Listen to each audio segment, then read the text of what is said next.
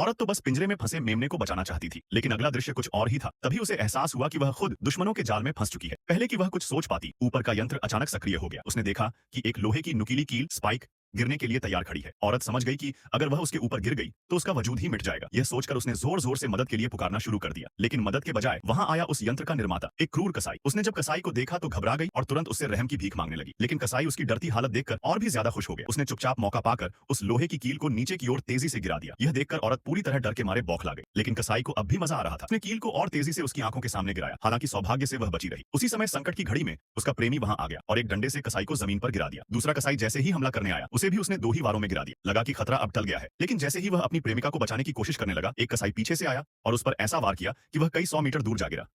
कसाई की यह दुस्साहसी हरकत देखकर अब औरत भी शांत नहीं रही। उसने उस पर जोर से हथौड़े का वार किया और फिर उसे लोहे की कील के नीचे खींच लाया। फिर उसने रिमोट दबाकर उसे उसी यंत्र में भेज दिया और अंततः औरत इस जानलेवा जाल से बच निकली।